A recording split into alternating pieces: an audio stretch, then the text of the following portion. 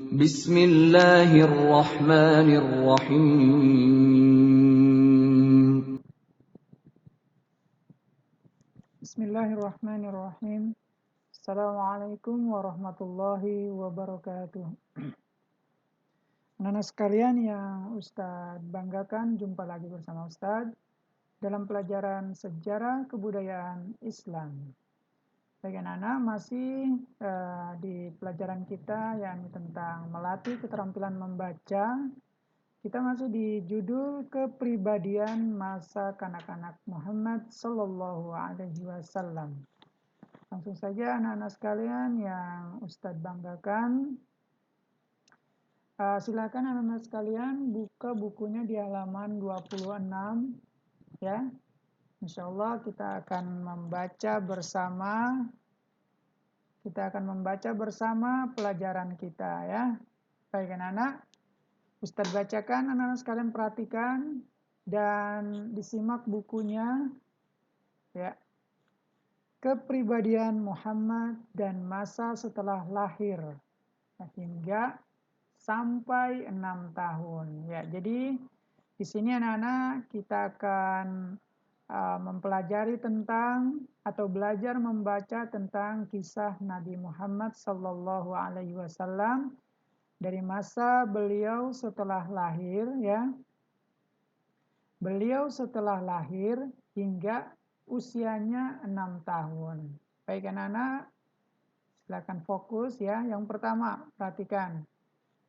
Muhammad sallallahu alaihi wasallam terkenal memiliki budi pekerti yang luhur, ya, budi pekerti yang luhur dan sifat yang mulia. Baik. Sifat ini sudah ada pada diri beliau sebelum beliau menjadi Rasulullah sallallahu alaihi wasallam. Nah, anak-anak sekalian, masih ingat bahwa Rasulullah Nabi kita Muhammad SAW diangkat menjadi seorang nabi pada usia 40 tahun. 40. Nah, ini namanya 40 ya. 40 tahun. Ya. Pada saat usia 40 tahun, anak-anak, nabi kita diangkat menjadi seorang nabi atau rasul ya, dengan ditandai dengan diturunkan kepada beliau surah Al-Alaq. Sudah hafal semua ya surat Al-Alaq. Baik. Nah, di sini anak-anak kita diajarkan, diberitahukan oleh catatan di buku kita ini bahwa nabi kita itu memiliki akhlak yang luhur ya, akhlak yang luhur dan sifat yang mulia. Nah, akhlak luhur dan sifat mulia ini, anak-anak sekalian, sudah ada pada diri beliau sebelum beliau menjadi nabi atau rasul ya. Jadi sebelum Rasul kita menjadi nabi atau rasul, beliau itu ya sudah menjadi atau sudah memiliki sifat yang mulia dan sifat yang budi pekerti yang luhur ya. Nah, sekalian kita lanjutkan ya. Ya, adapun ya anak-anak sekalian, sifat-sifat mulia dan budi pekerti yang luhur itu adalah sebagai berikut. Yang pertama ini di sini, tidak pernah berdusta ya, tidak pernah berdusta ya. Jadi nabi kita sebelum menjadi nabi, sebelum diangkat oleh Allah menjadi Rasulullah, dia memiliki sifat yakni tidak pernah berdusta. Allah jaga nabi kita ya dari kekurangan-kekurangannya. Kemudian yang kedua, anak-anak sekalian, orang yang paling jujur ya, orang yang paling jujur di antara kaumnya tuh ya. Jadi nabi kita itu juga merupakan orang yang paling jujur ya di antara kaumnya. Kaumnya nabi adalah kaum Quraisy ya. Ya, kemudian anak-anak sekalian kita lanjutkan, selalu memenuhi janji. Perhatikan, Nabi kita SAW adalah orang yang selalu memenuhi janji. Sehingga beliau mendapat gelar Al-Amin ya, atau orang yang dipercaya. Anak-anak sekalian, Nabi kita Shallallahu Alaihi Wasallam ya bukan hanya orang yang orang Islam saja di zaman orang yang sudah mengikuti Nabi kita saja yang percaya kepada Nabi Muhammad, akan tetapi orang-orang kafir juga percaya kepada Nabi kita Muhammad Sallallahu Alaihi Wasallam.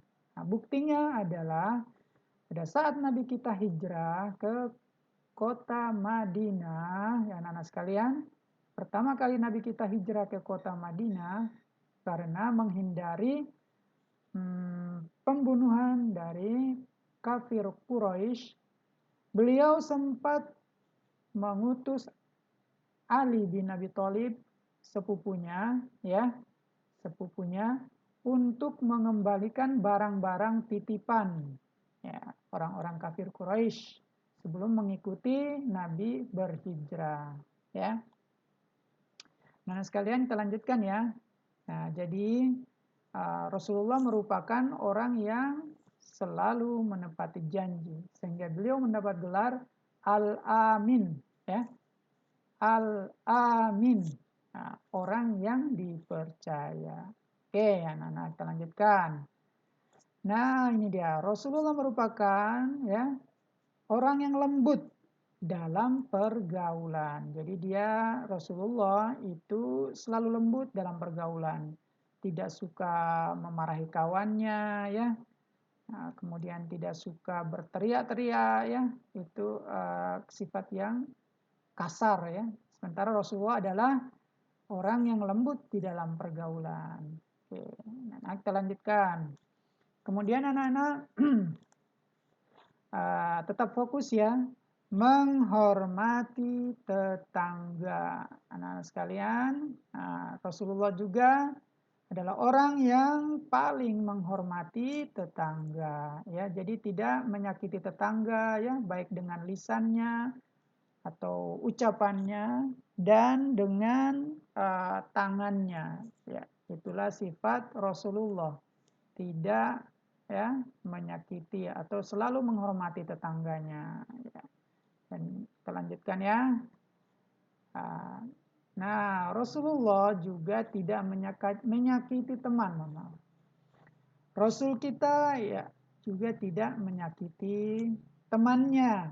Nah, sekalian ya, ini adalah sifat-sifat baik dari Rasulullah.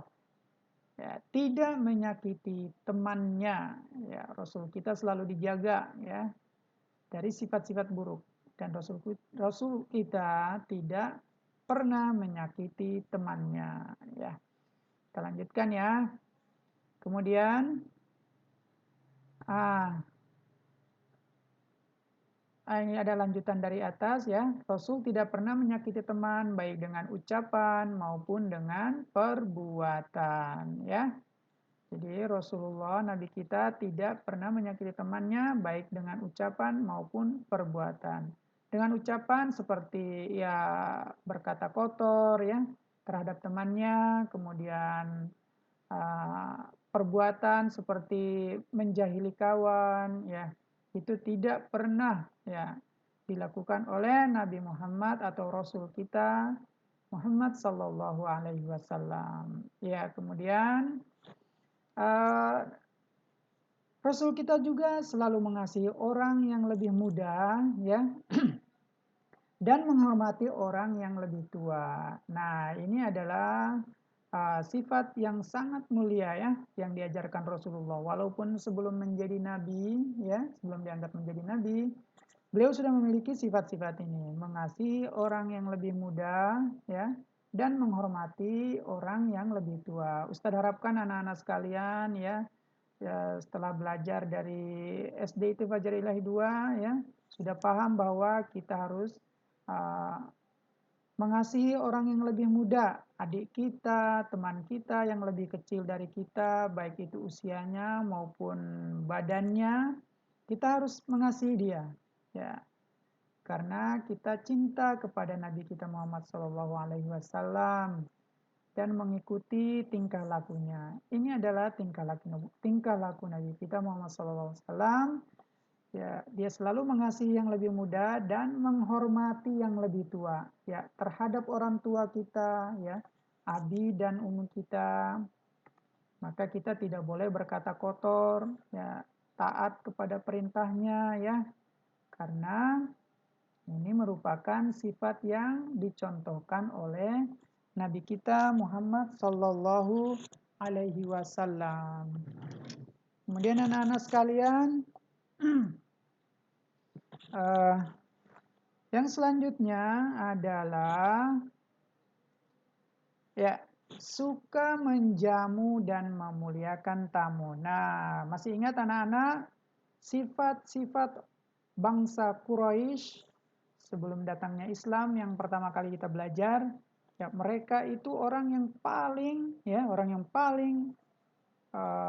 memuliakan tamunya, ya. Ya. Sifat itu ternyata adalah sifat yang luar biasa, sifat yang mulia. Sifat yang mulia, ya. Jadi anak-anak sekalian, silakan ditiru sifat-sifat ini ya. Kita lanjutkan. Kemudian yang selanjutnya adalah menyambung silaturahmi dan memberi makan orang miskin. Nah, perhatikan anak-anak sekalian, ya, Rasul kita juga suka menyambung silaturahmi ya dan memberi makan orang miskin. Ya, kita lanjutkan ya. Baik anak-anak, ini ya sifat-sifat yang sudah Ustadz sebutkan dan kita membaca bersama di atas ini adalah sifat-sifat yang mulia yang patut anak-anak sekalian, anda sekalian menirunya ya. Patut anak-anak sekalian menirunya ya. Kemudian kita lanjutkan. Nah, ya. Kemudian anak-anak, sifat-sifat yang patut kita tiru ini ada juga Rasulullah Shallallahu Alaihi Wasallam juga sejak kecil Nabi kita Muhammad Shallallahu Alaihi Wasallam itu terjaga ya atau dijaga dari perbuatan buruk. Nah, jadi Allah jaga Nabi kita Muhammad Shallallahu Alaihi Wasallam dari perbuatan buruk. Apa sih perbuatan buruk itu anak-anak sekalian? Kita perhatikan di bawah ini.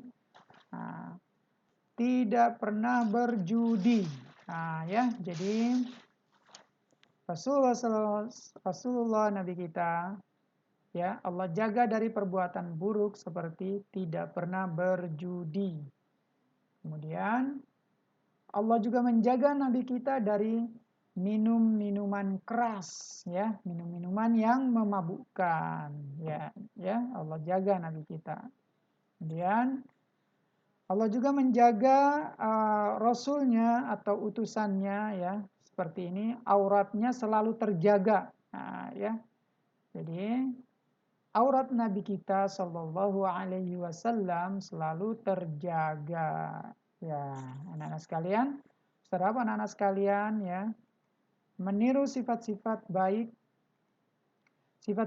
yang ada pada Nabi kita Muhammad Shallallahu Alaihi Wasallam ini dalam kehidupan sehari-hari. Nah, itulah tujuan kita belajar di sekolah ataupun di rumah. Tujuannya adalah merubah sikap kita yang buruk.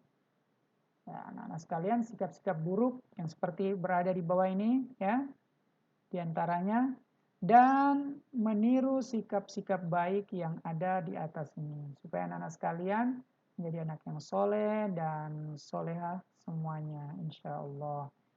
Baik anak-anak, ya kita lanjutkan ya. Tidak pernah anak-anak sekalian, Rasulullah Nabi kita juga tidak pernah memakan daging kurban yang dipersembahkan untuk berhala. Ya, jadi ketika ada yang berkurban, baik itu kambing, sapi, ayam, ya jangankan hewan-hewan seperti itu, lalat saja, ya, kalaupun lalat saja, seekor lalat yang kecil, yang hina, jika dikurbankan untuk selain Allah, maka itu adalah haram hukumnya dan tidak boleh, seandainya itu adalah makanan yang boleh dimakan, maka haram untuk dimakan. Dan Nabi kita tidak pernah memakan daging kurban yang dipersembahkan untuk berhala. Ya, kita Shallallahu Alaihi Wasallam selalu terjaga dari perbuatan-perbuatan buruk seperti ini. Tidak pernah berjudi, minum minuman keras, auratnya selalu terjaga, dan tidak pernah memakan daging kurban yang dipersembahkan untuk berhala. Baik, kita lanjutkan ya. Nah, sekalian. Nah, kemudian Nabi kita Shallallahu Alaihi Wasallam, beliau membenci segala bentuk penyembahan kepada selain Allah. Ya. Nabi kita Shallallahu Alaihi Wasallam membenci segala bentuk penyembahan kepada selain Allah. Ya. Kemudian ya kita lanjutkan lagi anak-anak, perhatikan. Semoga anak-anak sekalian bisa membacanya ya nanti sendiri ataupun dalam bimbingan orang tuanya di rumah sambil melihat video ini ya dengan sabar. Kemudian anak-anak sekalian, siapa beliau? Tentunya Nabi kita Muhammad Sallallahu Alaihi Wasallam. Beliau ini adalah Nabi kita. Adalah orang yang pandai dan cerdas. Ya, Nabi kita Sallallahu Alaihi Wasallam adalah orang yang pandai dan cerdas. Nah, karena itu anak-anak sekalian juga harus menjadi anak-anak yang cerdas dan pandai.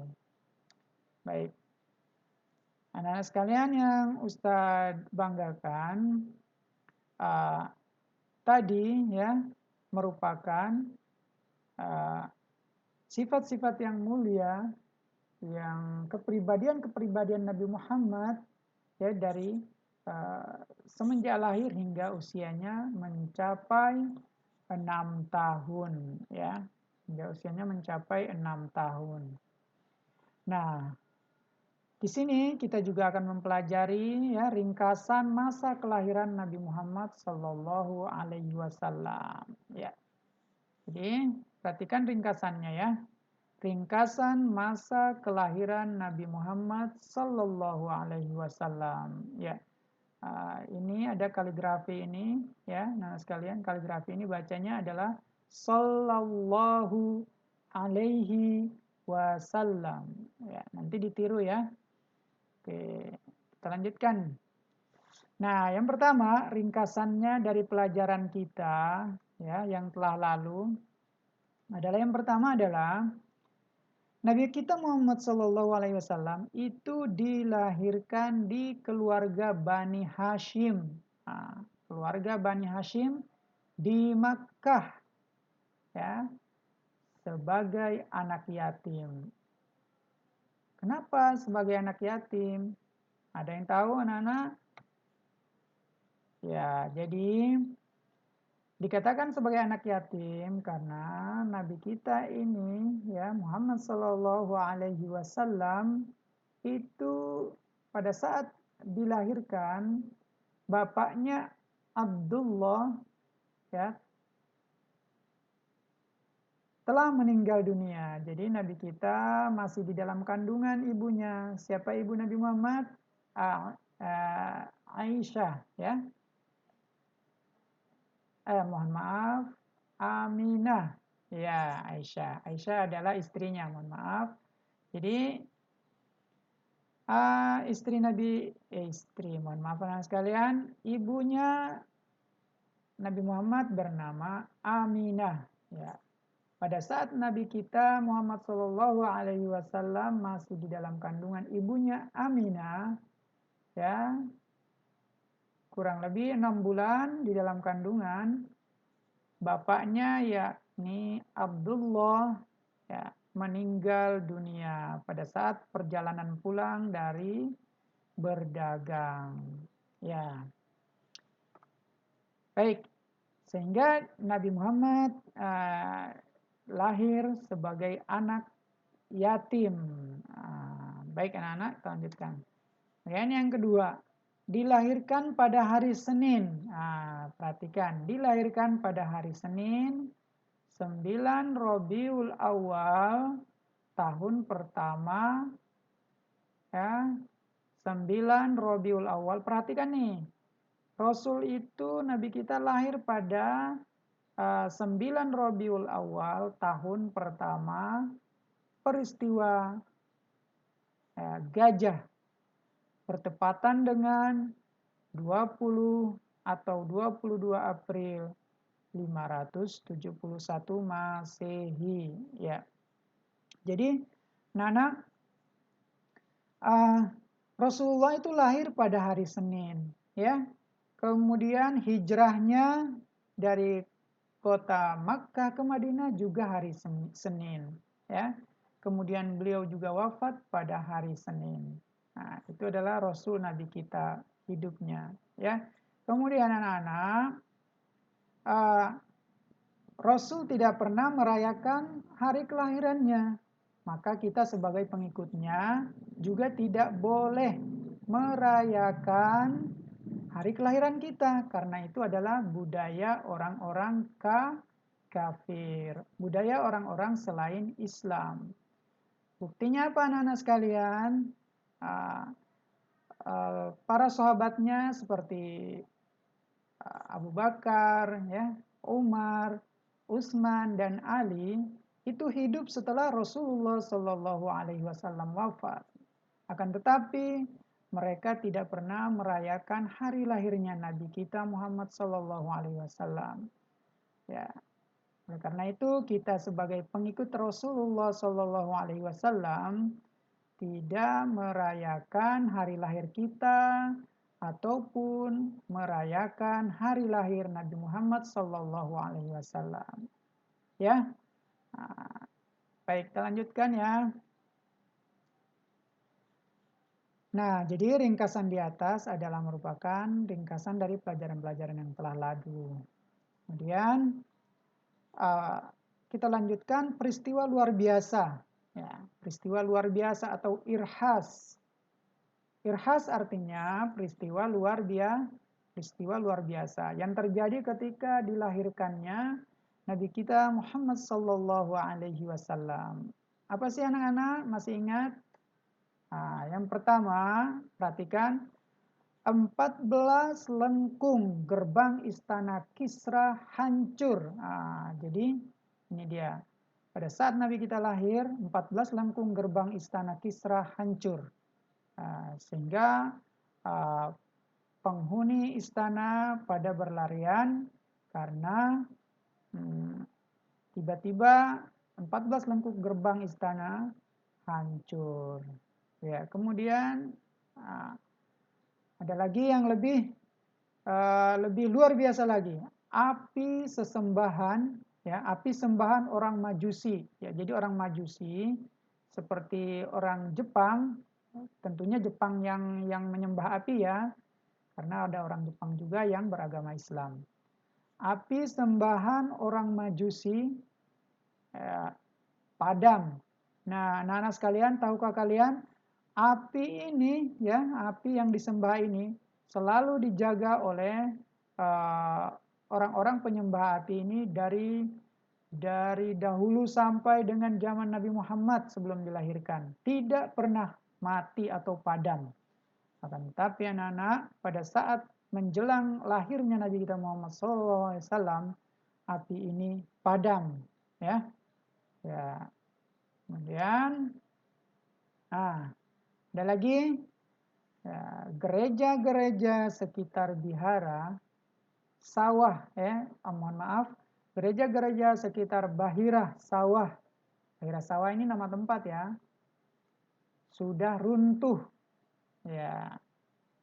Jadi gereja-gereja yang di sekitar Bahirah Sawah sudah runtuh, ya, menunjukkan bahwa akan datang Nabi kita Muhammad Sallallahu Alaihi Wasallam. Baik anak-anak sekalian, demikian dari Ustadz. Mohon maaf jika ada kekurangan. Tugas untuk anak-anak sekalian adalah membaca apa yang telah kita baca. Assalamualaikum warahmatullahi wabarakatuh.